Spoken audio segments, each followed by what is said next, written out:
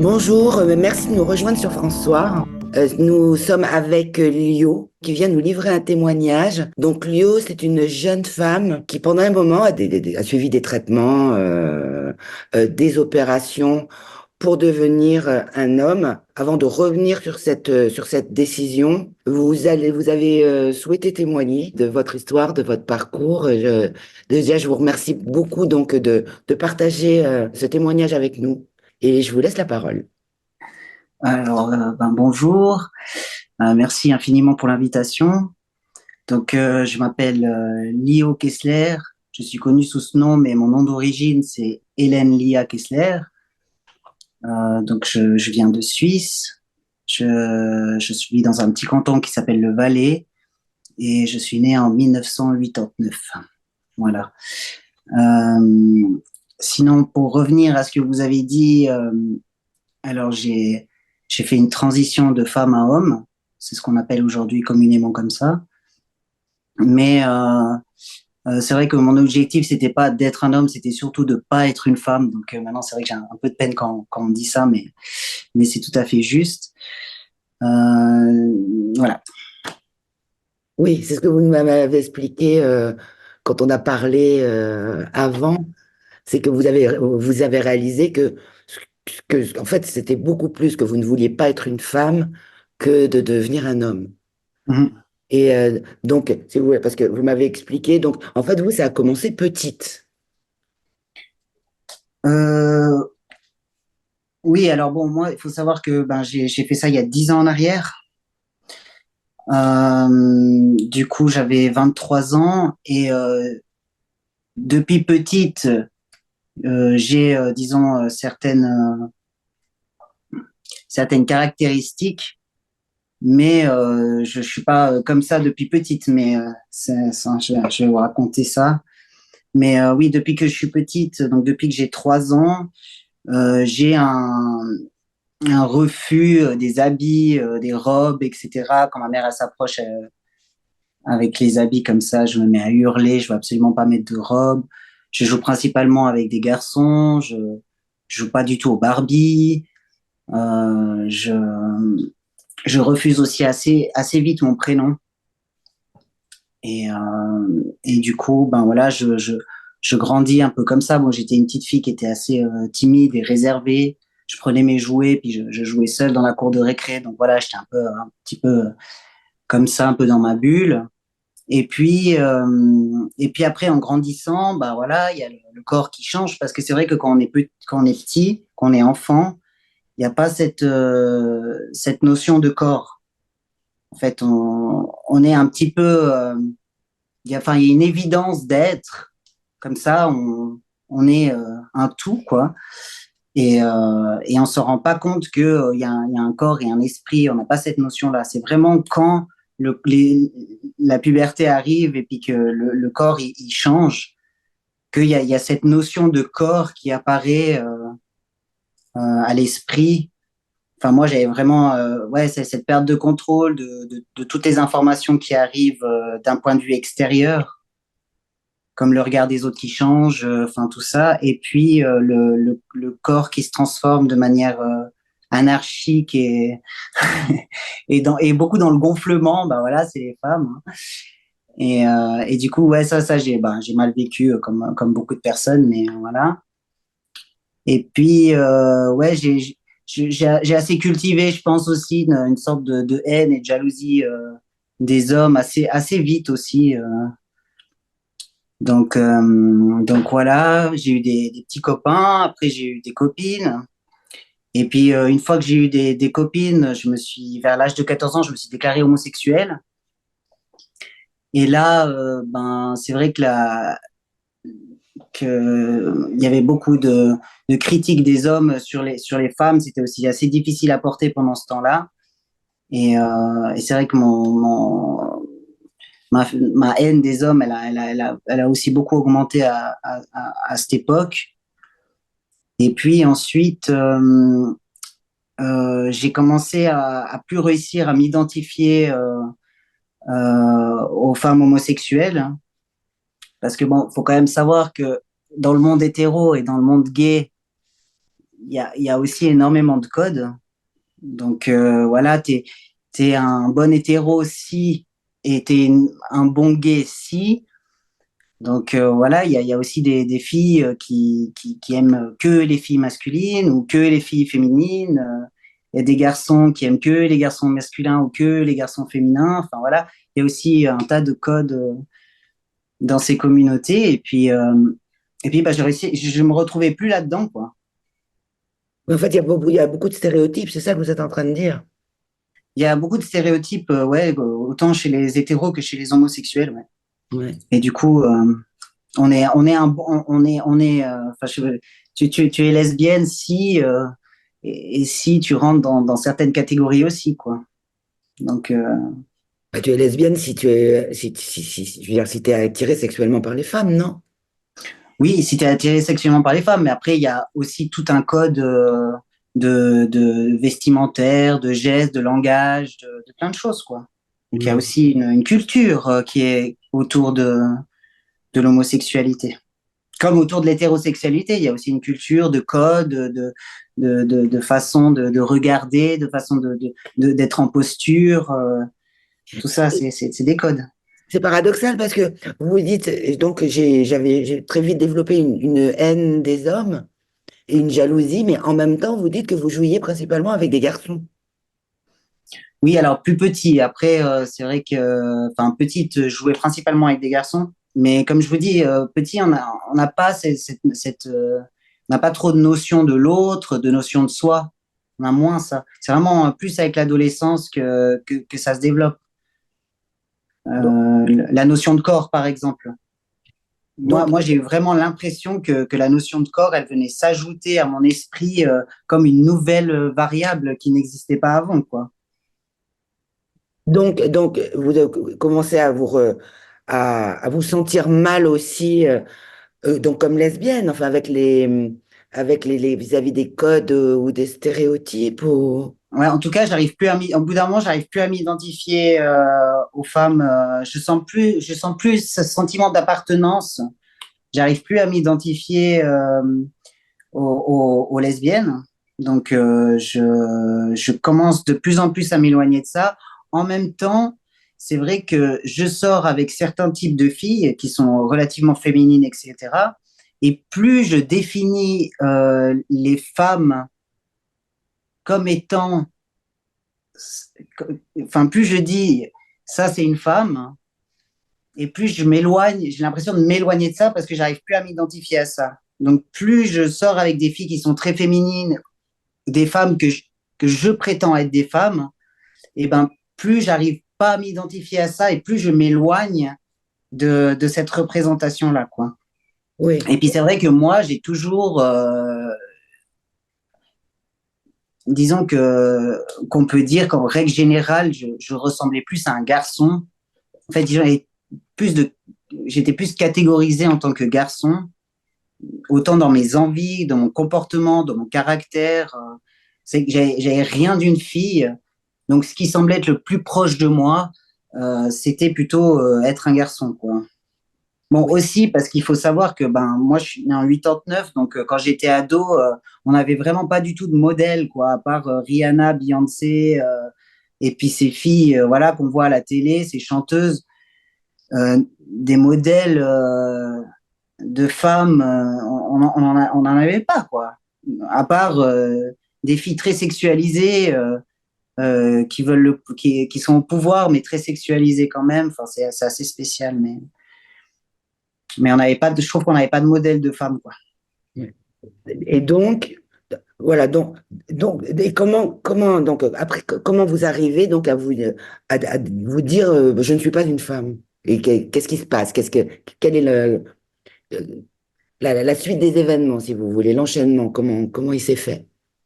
Alors, entre le fait que j'arrive plus à m'identifier, que je ressemble plus à un homme parce que j'ai l'air dans le comportement et caractère, d'être plus de ce côté-là, et qu'en plus de ça, je cultive depuis l'adolescence une haine de mon corps, quoi, un rejet de soi, quoi. Donc, vraiment. en particulier les seins, quoi, évidemment, parce que c'est ce qui se voit et, et au contact des autres, c'est ce qui est facilement, c'est ce qui est facilement effleurable ou touchable. Enfin, c'est vraiment une partie qui est en soi gênante parce que c'est voilà, puis c'est extrêmement sexualisé aussi les seins. Donc moi c'était vraiment une catastrophe au niveau des seins, donc j'ai commencé à les cacher au début. Après j'ai commencé à mettre des soutiens-gorge de sport très serrés. Et puis après j'ai fini carrément par les scotcher sur les côtés pour pouvoir avoir un torse vraiment très plat. Euh, et puis c'est entre ces choses-là que ben, j'ai découvert la communauté trans qui était accolée à la communauté gay, quoi. Donc il m'a fallu juste passer le pied de l'autre côté de la porte et j'étais dans la communauté gay, trans. Donc voilà comment j'ai passé de l'autre côté. Mhm. Après, ben, j'ai rencontré des gens qui avaient déjà transitionné. Donc, donc évidemment, quand j'arrive plus à m'identifier aux femmes, eh ben, je commence aussi, moi, à transformer le discours envers moi-même. Donc, je commence à dire, ben, je suis ni l'un ni l'autre, je, je suis autre chose, je suis pas un homme, je suis pas une femme, je suis autre chose. Et puis, je vous ai pas dit, mais c'est vrai que avant d'aller dans les associations, j'ai quand même été voir des psys. Et ces psys, ils ont vraiment pas su du tout m'aider dans la réflexion, dans le questionnement des choses que j'énumérais, quoi, comme je me sens ni homme ni femme ou un peu des deux, que je ne suis pas une femme, que mes seins, c'est pas des seins, c'est des excès de graisse comme on peut voir chez les hommes. Donc vraiment, voilà, moi j'ai eu des réactions du style, on a ri ou on n'a pas fait attention. On m'a dit oui, mais en fait c'est rien, enfin c'est délirant, t'es très bien comme tu es, ne t'inquiète pas. Donc voilà. Donc moi en fait j'étais hyper mal pendant ce moment. J'ai quand même cherché, j'ai été voir une personne, ça me plaisait pas ce qu'elle me répondait, j'allais voir quelqu'un d'autre, ça me plaisait pas, et j'ai continué à chercher comme ça jusqu'à que je tombe sur les assos, quoi. Ouais. Oui, en fait, vous exprimiez un mal-être profond qui a été un petit peu balayé d'un revers de main, finalement. Ouais. Ouais, on n'a pas été chercher vraiment pourquoi je disais ça, et puis on n'a pas, ouais, on n'a pas prêté attention à, ce- à ce que mes souffrances, vers quoi elles pourraient aller, quoi. Oui.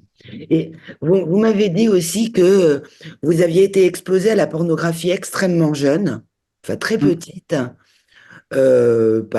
d'ailleurs sans malveillance, hein, juste quelqu'un qui se rendait pas compte, mm.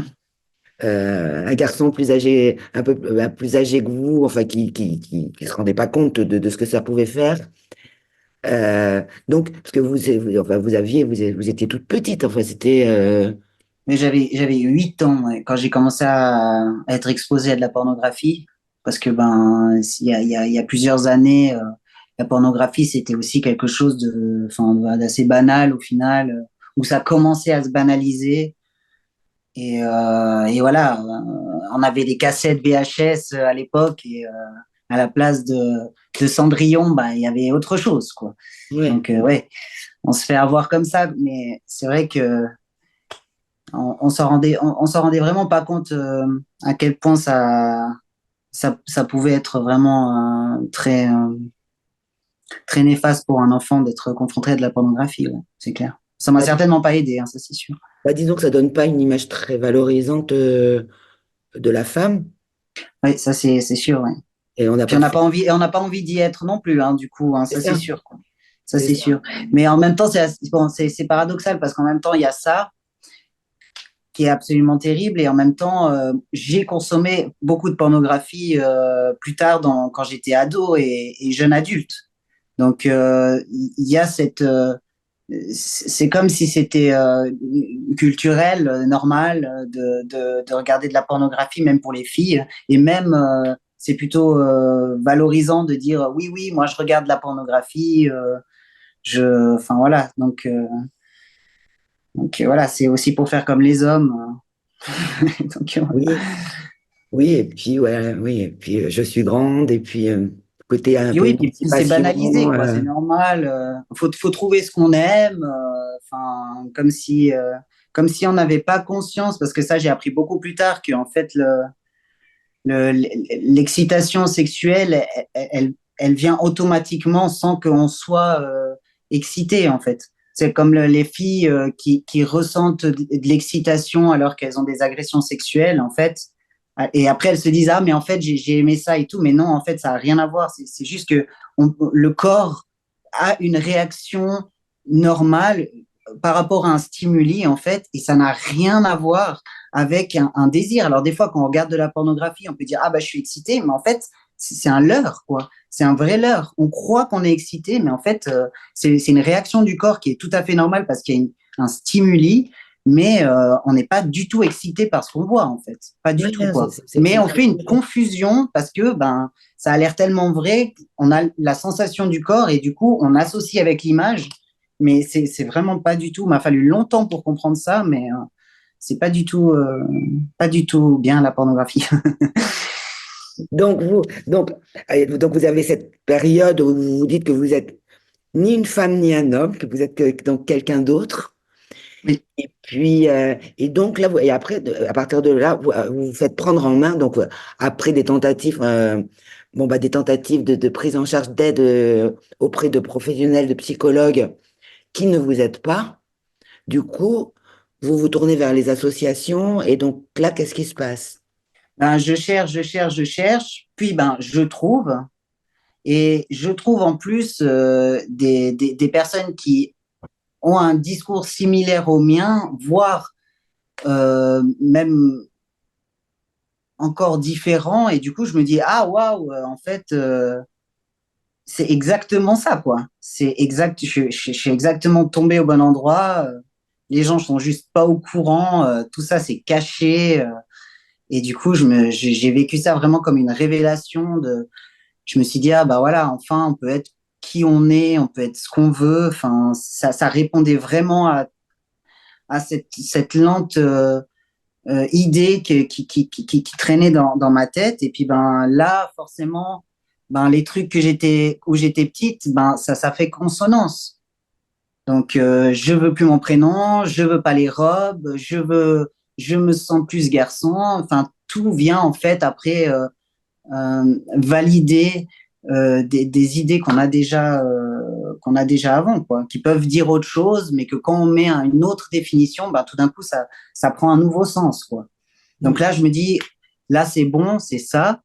Et puis, il faut savoir que normalement, il y a 10 ans en arrière, il y avait un protocole de soins pour les personnes trans, c'est-à-dire qu'il fallait 2 ans de suivi, 6 mois de prise d'hormones, et après, on pouvait accéder à la chirurgie.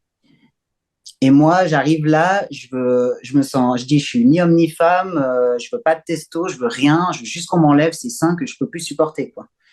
Et là, je vais voir un spécialiste, et puis je l'ai vu genre 2, 3 fois, puis après, parce qu'évidemment, on vous envoie vers un spécialiste, donc ça renforce aussi le fait de se dire, ben, tout ça, c'est juste, tout ça, c'est vrai. Et, le but, c'est quand même de réduire la souffrance.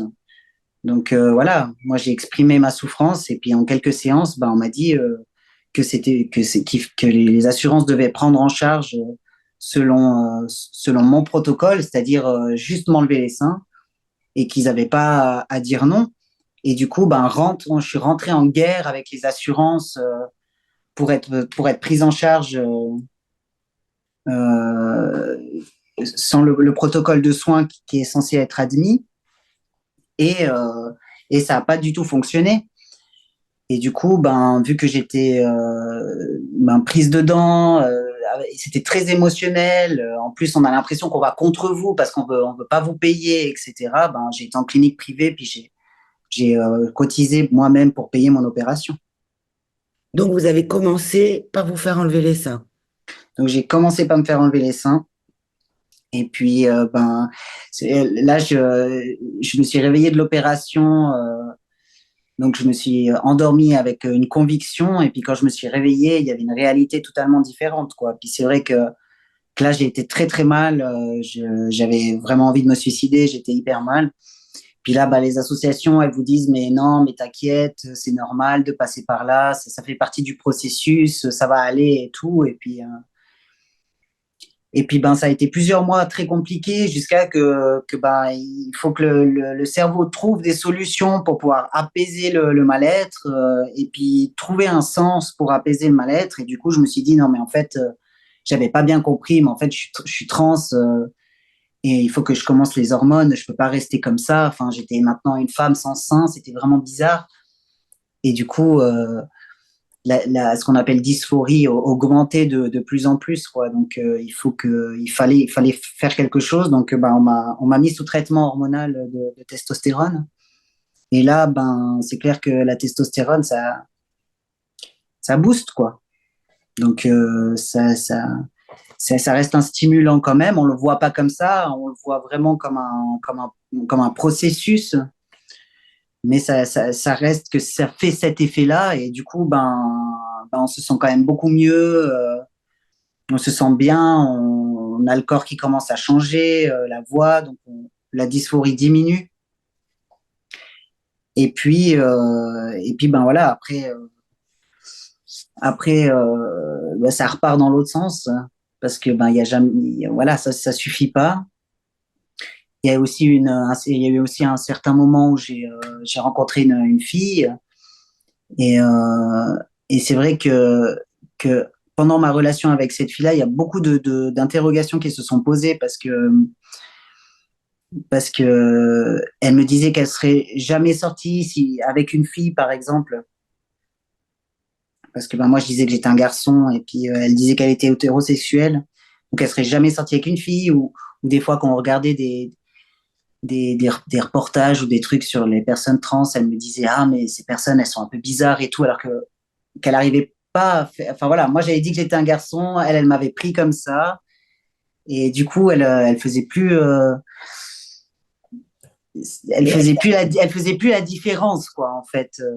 oui, mais elle le savait quand même que ça, c'est pas que vous aviez subi une opération, que vous aviez pris des hormones, que, que, que vous aviez, que vous étiez né, enfin, dans un corps féminin. Oui, mais enfin, pour moi, c'est pas très étonnant parce que les gens qui acceptent, ils acceptent aussi très facilement sans remettre en question tout ça. Moi, c'est d'être confronté. Disons qu'on m'a jamais traité aussi bien comme un homme.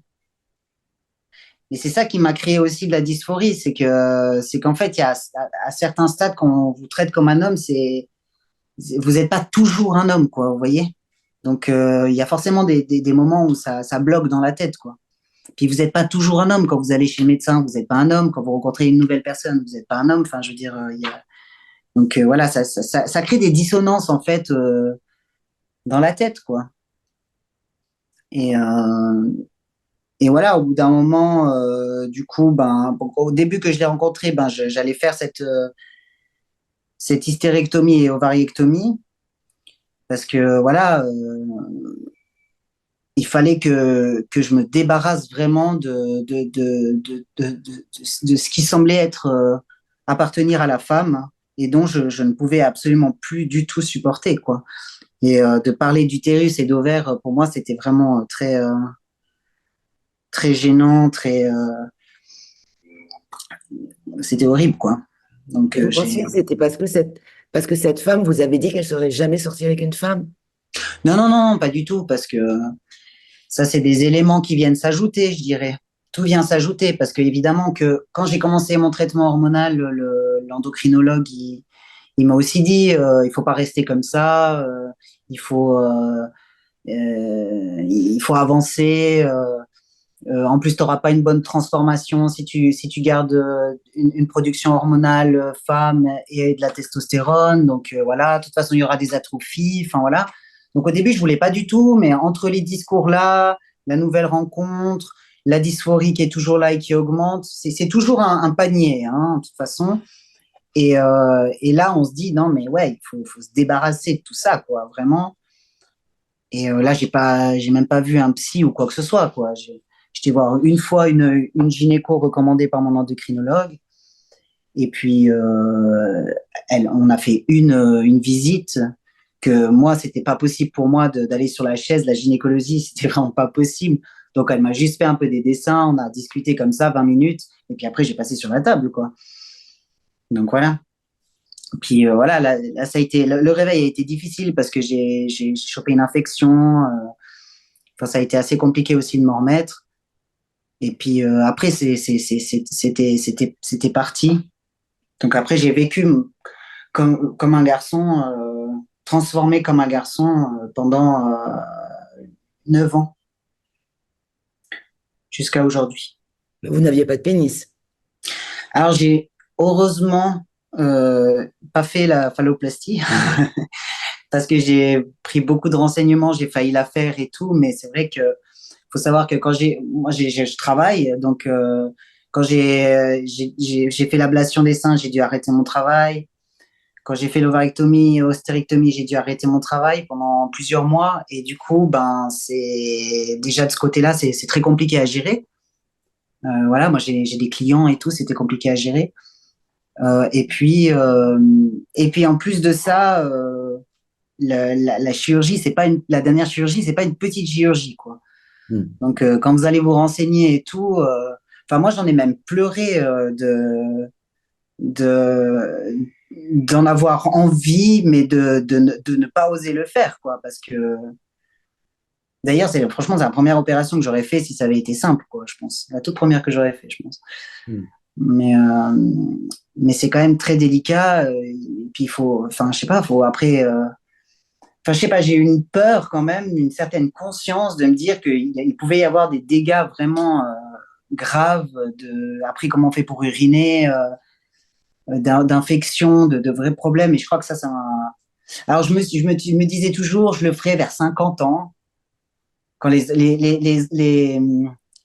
avancées, quand les avancées technologiques, elles seront là et que je le ferai plus tard et qu'au cas où ça loupe, je serais assez, j'aurais pu vivre quand même plus ou moins normalement et tout, quoi. Donc, j'étais vraiment dans une optique de le faire plus tard, etc.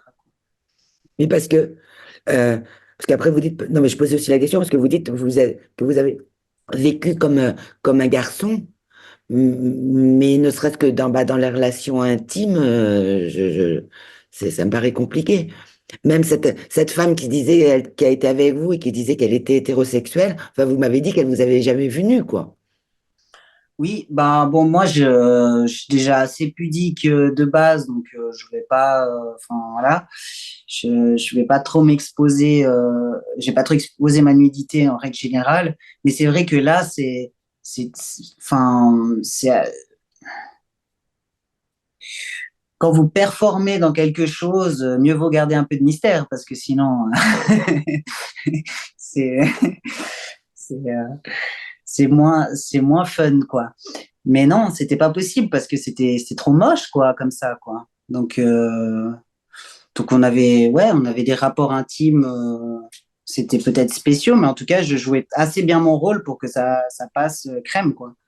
Mhm. Et donc, est-ce que vous avez eu un moment d'apaisement après cette hystérectomie et après vous êtes fait enlever les ovaires? J'ai fait tout en même temps, hein, hystérectomie et varectomie en même temps.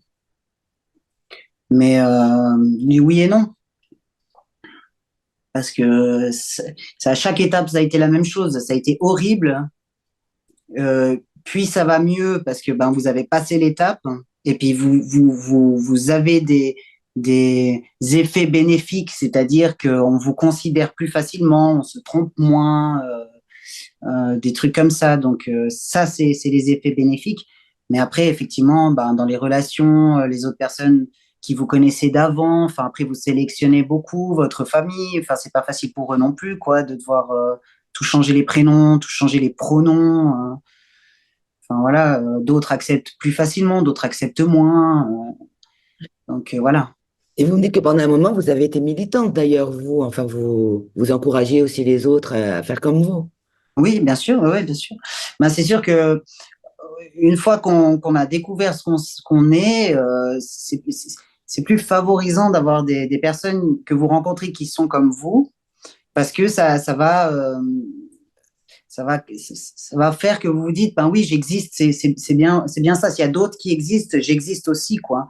Et puis aussi de construire des récits autour de ça pour justifier ce qu'on est, quoi, ce qui est tout à fait normal, quoi. Donc voilà, si on est comme ça pendant l'enfance, c'est que euh, les hommes, les femmes, c'est plutôt un spectre. Donc voilà, il faut vraiment trouver aussi des récits pour pouvoir justifier ce qu'on est et ce qu'on nous fait aussi, quoi. Oui, ce que vous vous faites faire. Quand est-ce que la bascule se fait que vous vous dites, non, mais en fait, je suis une femme et je vais m'assumer comme telle, quoi. Bon, alors, j'ai eu beaucoup de conflits dans ma relation, justement à cause de ce que je vous ai expliqué, que on me considère d'une certaine manière, puis qu'il y a des moments, ça colle pas. Euh, il y a aussi des discours émergents. Ça, c'est les discours émergents aussi, quoi. C'est vrai que ça m'a un peu confronté à ma propre, à mon propre discours, parce que quand j'ai fait la transition il y a 10 ans en arrière, j'avais des discours un peu comme il y a actuellement, mais on m'a fait passer comme transsexuel, donc d'une personne qui va de un à l'autre, alors que moi je disais non, non, je suis ni homme ni femme, je veux juste qu'on m'enlève les seins, je suis un entre-deux.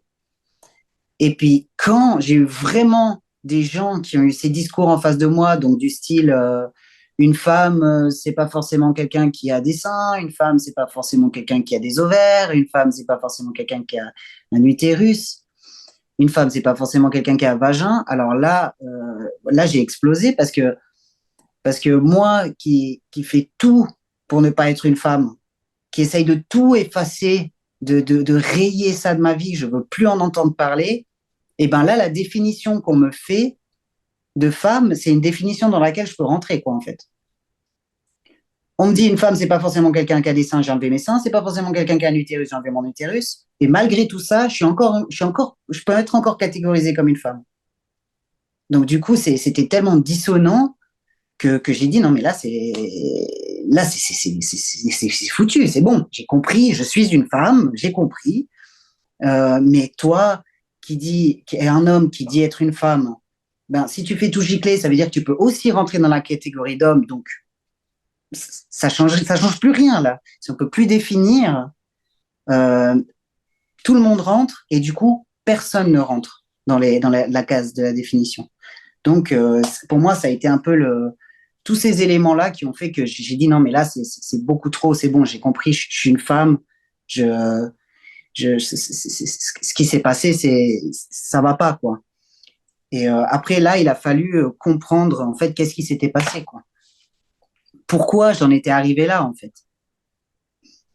Et donc, les conclusions, parce que c'est pareil, quand on a parlé, enfin, vous avez beaucoup réfléchi, vous avez vu énormément de choses, vous avez lu beaucoup, enfin, vous êtes vraiment renseigné, donc vous avez énormément réfléchi, et donc les conclusions auxquelles vous en êtes arrivé. Ben déjà, ce que je me suis rendu compte, c'est qu'il y avait un gros paradoxe dans l'histoire, c'est que il y avait deux visions qui s'affrontaient.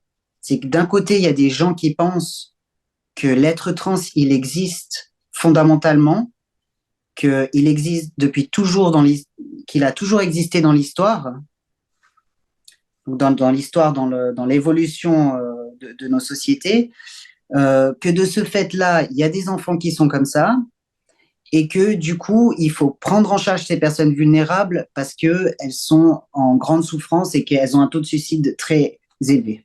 Et de l'autre côté, moi, ce que je pense aujourd'hui, c'est qu'en fait, l'être trans n'existe que dans une construction psychologique, dans une représentation psychologique, et en plus que de cette manière en Occident, que je pense qu'il faut soigner ces personnes sous la base de la souffrance qui s'appelle dysphorie, et que du coup, il faut pas traiter de manière invasive et irréversible, parce qu'en fait, on traite des personnes qui sont dans une forme de délire.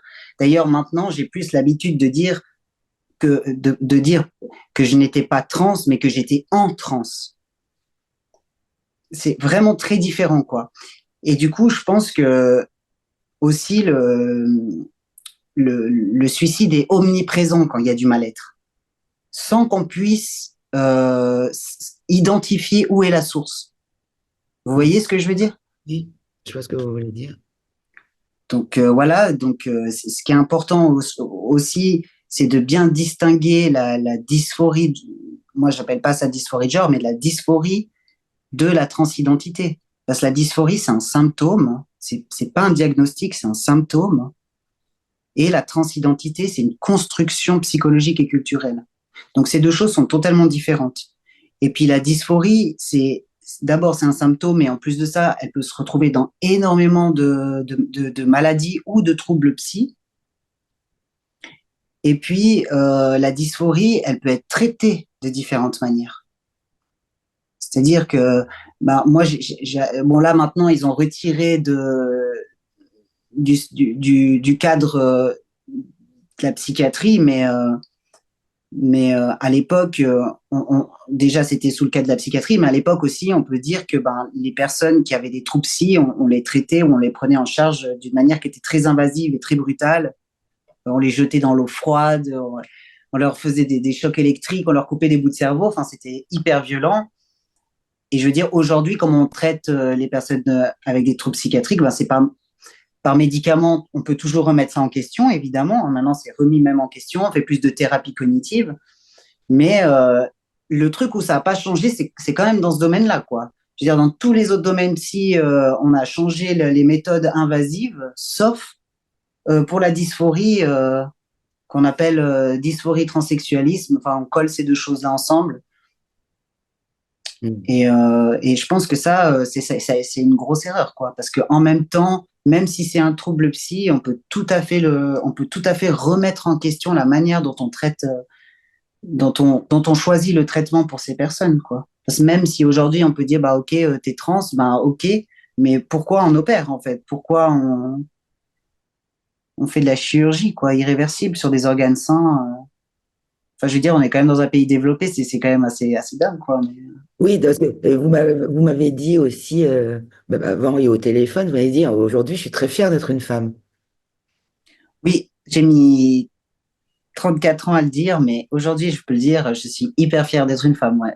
Ça, je me suis détestée toute ma vie, j'ai vraiment détesté le fait de... Ouais, j'ai pas su être une femme, quoi.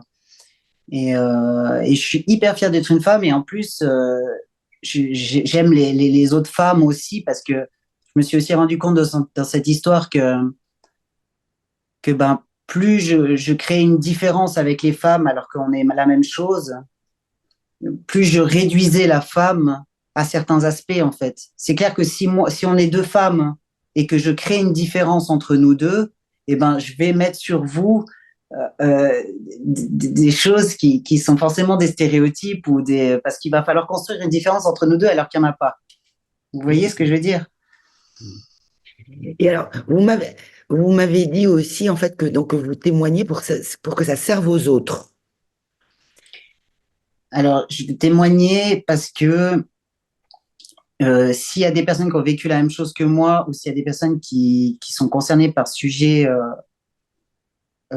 si elles se retrouvent avec ce que je dis, ben ça ce sera vraiment déjà ça. Et puis je témoigne aussi pour que les personnes elles prennent le courage de parler ou de s'affirmer si elles sont contre ce qui se passe. Sans avoir peur de dire ah mais peut-être que je fais une erreur d'aller contre ces personnes parce elles sont minoritaires ou elles sont en souffrance, etc. Mais actuellement moi je pense d'être le plus bas de la minorité chez nous et je veux dire les gens s'en moquent pas mal de mon histoire et je veux dire il faut qu'on puisse en parler quand même, quoi, parce que pas on soit réduit à ce qu'ils nous appellent. Ils nous appellent les détransitionneurs maintenant. Moi, je suis pas du tout d'accord avec ce terme. Euh, je suis pas une détransitionneuse. Ça voudrait dire que déjà que j'estime que la transition est quelque chose qui existe, je ne pense pas, et qu'après je serai maintenant autre chose, un détransitionnaire, je ne pense pas. En fait, je suis une femme, j'ai toujours été une femme, et, et je suis plus une femme victime d'un courant sociétal plutôt qu'une détransitionneuse. Enfin, pour moi, on a déjà des termes, on ne va pas en inventer encore, quoi. D'ailleurs, donc quand vous êtes affirmé à nouveau réaffirmé comme femme, donc les groupes, les associations se sont pas trop retournés contre vous. Comment ça s'est passé? Parce que moi j'ai entendu des témoignages, c'était quand même assez violent, quoi. Oui, parce que moi, j'ai jamais été dans les associations, en fait. Enfin, en tout cas, de loin. J'ai toujours fait partie, j'avais du courrier ou des trucs comme ça, mais j'ai pas été dans des groupes, j'ai pas tellement. Pour la communauté homosexuelle à l'époque, oui, j'allais au Gay Pride, etc. Mais après, enfin voilà, moi j'avais un métier, j'avais une vie, j'avais trouvé mon truc. J'avais pas, j'ai jamais été tellement groupe non plus, donc Et vous n'êtes tout pas ça fait créé que. un environnement comme ça peut être le cas pour.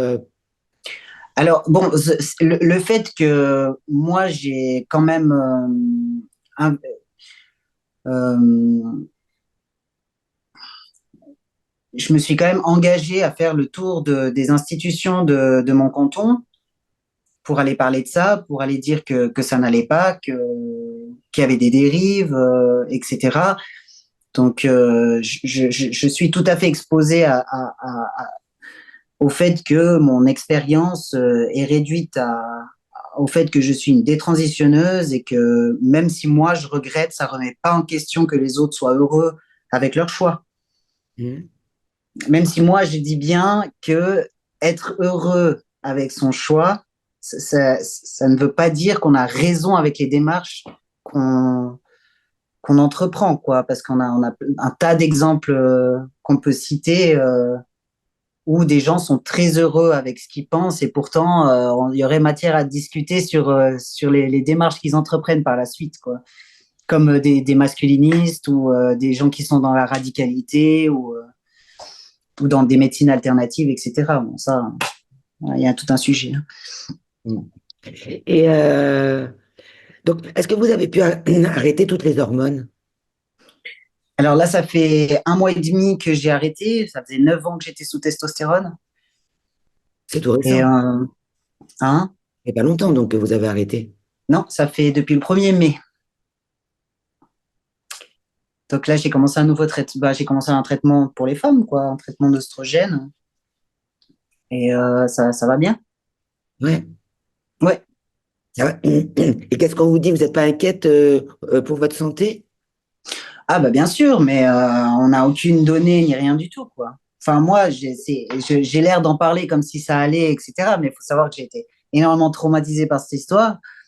Et, euh, et c'est sûr que ça va me poursuivre toute ma vie et que j'ai pas de réelle réponse. J'ai 34 ans et je sais pas comment je vais vieillir, ni si je vais avoir une mort prématurée ou quoi que ce soit.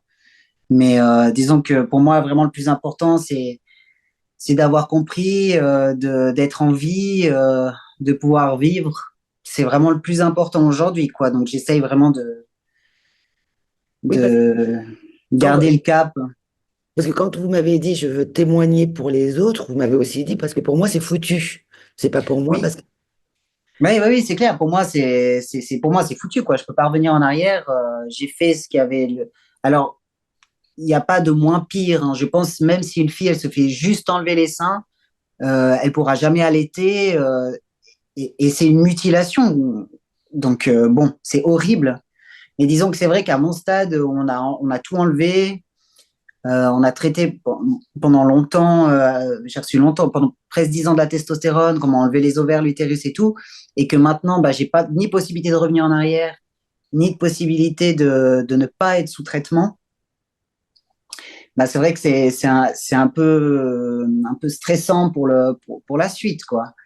Et puis, ben, ça m'a, enfin voilà, ça c'est une rupture avec soi et une rupture avec les autres, moi. C'est ce que j'essayais d'expliquer.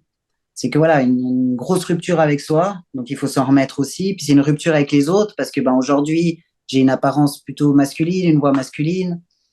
Quand je rencontre les gens, ben c'est toujours un peu ambigu. Il faudrait que j'étale tout le temps ma vie à chaque fois. Enfin, vous voyez, donc au quotidien, il y a des gens qui pensent que je suis un homme. Enfin, vous voyez, quand vous allez à la librairie ou au magasin, enfin, vous voyez. Donc c'est bizarre tout ça quand même. C'est bizarre. Et du coup, pour moi, faut tout arrêter, quoi. Il faut pas toucher aux ados, aux enfants. Oui, même si, alors c'est pareil, alors juste avant, vous m'expliquiez, donc on parlait justement des enfants, et vous disiez, bon, voilà, on parle maintenant du problème parce qu'on a touché aux enfants, mais en fait, enfin, ça ne, quelque part, ça valide, enfin, ça devrait être interdit pour tout le monde, en fait, en gros, c'était, Oui, parce que en fait, c'est une représentation psychologique. Donc, quand les adultes ils disent qu'en fait ils sont comme ça depuis toujours. Moi aussi, hein, j'ai fini par dire que j'étais comme ça depuis que j'étais enfant parce que je refusais les Roms, machin, que j'avais ces sensations depuis jeune. En fait, si des adultes disent qu'ils sont comme ça depuis qu'ils sont enfants, qu'on laisse les récits qui sont construits autour de ça tels qu'ils sont, donc genre je suis une femme parce que je ressens être une femme ou ce genre de choses, ben ça valide pour les enfants, évidemment. Ça valide pour les enfants. C'est-à-dire que si on accepte qu'il y a des adultes qui ont des revendications, des récits qui disent qu'ils sont nés comme ça, eh ben forcément, il y a des enfants comme ça, quoi. hmm, Donc, pourquoi on ne traiterait pas les enfants parce que c'est dangereux. Oui, bien sûr, mais pour moi, il y a ni, on ne naît pas trans, il n'y a pas d'enfant trans. Donc, tout ça, voilà, après les adultes, vu qu'on considère qu'on est dans une société où il y a une industrie des modifications corporelles. Hein, je veux dire, la modification corporelle, voilà, c'est assez banalisé. La question qu'on pourrait se poser, c'est est-ce qu'il ne faut pas alors psychiatriser la chirurgie esthétique, rien que déjà ça. Mais quand vous voyez que les femmes, elles se font mettre des seins facilement, gonfler les lèvres, enfin voilà, et que tout ça devient, donc on banalise la chirurgie et que ça devient des normes, et ben après, c'est- ça devient difficile, toujours plus difficile d'être une femme, quoi. Donc, Ouais. est-ce qu'il faudrait pas psychiatriser la chirurgie non plus? Mais dire que l'être trans, il existe de manière innée comme une femme et un homme est inné biologiquement, ça c'est une erreur. C'est faux. Et vous m'avez dit aussi, j'ai voulu comprendre pourquoi je m'étais fait avoir, comment je m'étais fait avoir. Et donc, est-ce que vous avez une réponse à ça?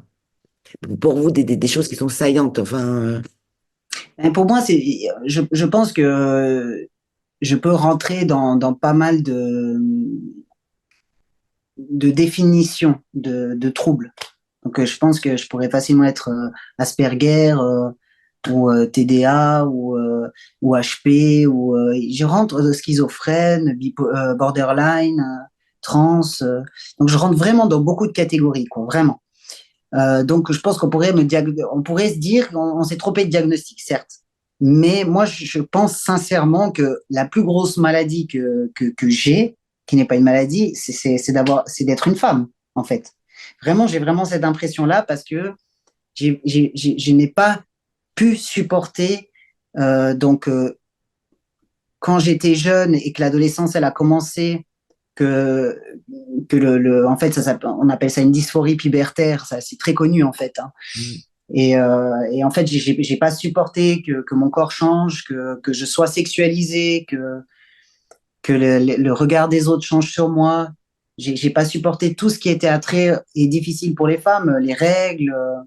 La, et puis j'ai remarqué aussi que quand on parlait de toutes ces choses des femmes, souvent on avait des grimaces de dégoût ou de ricanement quand on parlait de ça. Et moi, ça m'a. Voilà. En plus des modèles qu'on n'a pas, en plus des discours qu'on m'a laissé émettre et qu'on m'a laissé intégrer, ben, Voilà, quoi. Mais après, évidemment, il y a plein, il y a beaucoup d'origines, hein. Il y a énormément d'origines. Mais moi, la première origine, pour moi, c'est d'être une femme dans cette société. La difficulté d'être une femme dans cette société. Oui, Ouais. c'est encore très difficile aujourd'hui d'être une fille. Enfin, même si j'ai assez facilement envie de dire que même si on refilerait tous le maquillage et les jupes aux hommes, ça ne changerait pas que les femmes sont plus discriminées. Et puis même si on essaye de lutter contre ce qu'on appelle les stéréotypes, aujourd'hui, quand on va dans les magasins, il y a toujours les vêtements pour les filles, les vêtements pour les garçons, les jouets pour les filles, les jouets pour les garçons. Donc il y a une volonté ou une force, en tout cas, de l'industrie, de l'économie de marché, en tout cas, pour garder ça de manière la plus efficace possible, quoi. On voit bien, comme on disait la dernière fois, il y a des crèmes pour les filles pour ne pas vieillir la journée, pour maigrir la nuit. Oui, on va mettre des crèmes pour les rides pour les hommes, mais parce que ça va augmenter une part de marché. Mais en même temps, pourquoi on ne ferait pas une crème pour les rides, simplement, en fait. C'est vrai. Et Bon, puis, c'est très trompeur parce qu'il y a il y a des réelles différences entre les hommes et les femmes, et il y a des fausses différences entre les hommes et les femmes. Et il faut tout démêler, en fait, parce que c'est confondu. Il y a des vraies différences. Par exemple, la femme, elle a un plus petit cerveau que les hommes. C'est vrai. Mais l'intelligence n'a rien à voir là-dedans. Pourtant, on a pendant longtemps cru que la taille du cerveau faisait. Vous voyez? Donc, il y a des choses vraies, des choses fausses. Il faut un peu tout remettre dans le bon ordre. et est-ce que vous avez envisagé quand même d'aller en justice? Oui, alors pour moi aujourd'hui, c'est extrêmement important, comme je vous disais, de ne pas être une détransitionneuse, mais d'être reconnue comme victime et comme une femme victime. Ça, pour moi, c'est vraiment très, très important. Et j'encourage vraiment les personnes à aller déposer des plaintes, à s'engager dans des procédures, parce il y a vraiment que par ce levier-là que les choses pourront changer vraiment, hein. Et donc vous étiez victime de qui? Parce que pour aller de sociétés des multinationales, des médecins, Alors moi, j'ai porté plainte contre le psychiatre qui m'a diagnostiqué simplement, parce ouais. qu'il y a une erreur de diagnostic, il y a une erreur aussi de prise en charge sur la durée, c'est-à-dire que pour établir, par exemple, un diagnostic différentiel, on appelle ça, Hmm. ben, on doit voir longtemps la personne pour vraiment mettre le pour et le contre.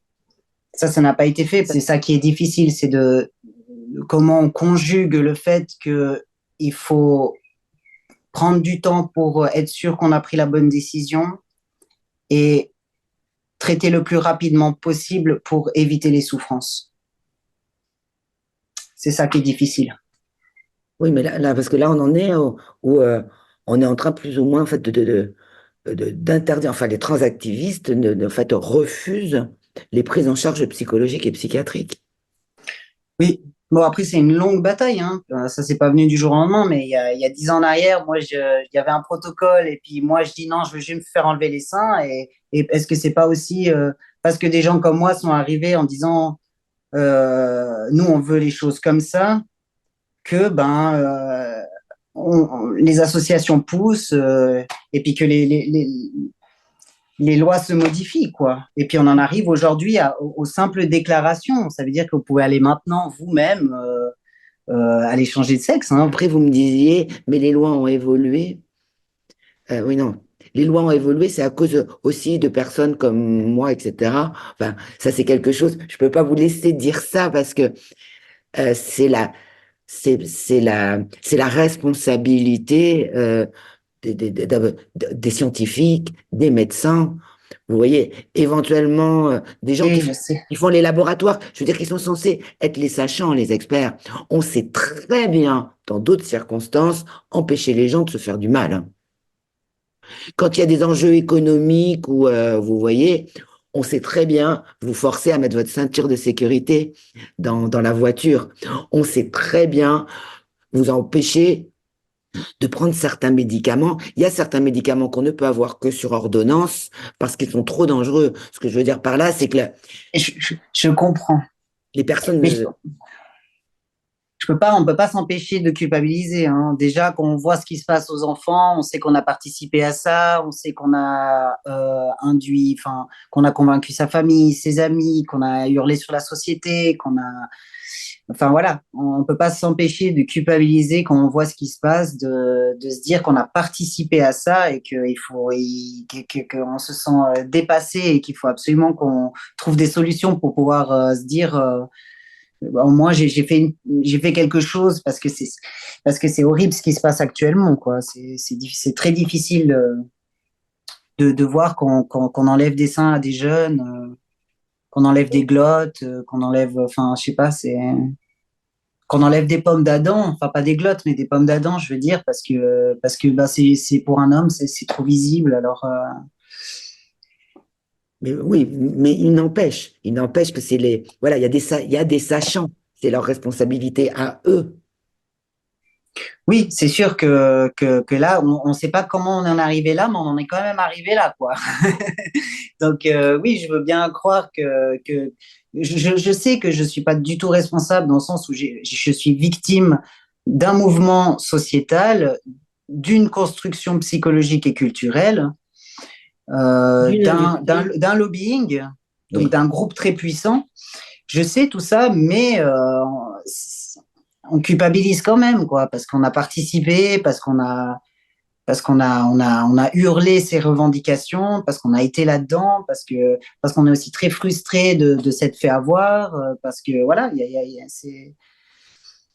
faut vivre avec tout ça, mais je sais bien que je sais, mais c'est comme ça. Ouais, c'est-à-dire, je pense que ça va être un cheminement aussi. Il y a le moment où on sait, puis après, il y a le moment où on intègre et qu'on sait réellement, quoi. Oui, et puis aussi d'être reconnu. Donc c'est vrai que tant que j'ai pas une reconnaissance de mon pays, c'est aussi difficile. Comment ça, une reconnaissance de votre pays? Bah, une reconnaissance de mon pays, c'est-à-dire que tant que la procédure judiciaire n'a pas abouti et que j'ai pas eu une reconnaissance, et ben c'est vrai que pour l'instant je ne suis que ce qu'on dit de moi, c'est-à-dire que les personnes trans disent que je suis une détransitionneuse, quoi. Oui, oui, vous avez besoin Et d'être du coup, reconnu. on modifie le discours en fait de ma propre expérience, quoi. Oui. Oui, je comprends. Oui, vous avez besoin d'être reconnu comme victime. D'ailleurs, je vous l'avais dit, c'est vrai que vous avez enfin, je vais témoigner, en fait, je vais témoigner pour les autres. Enfin, vous avez vraiment la réaction, le vocabulaire, donc là même ce besoin d'obtenir justice, vraiment des victimes, en fait, des victimes de crimes.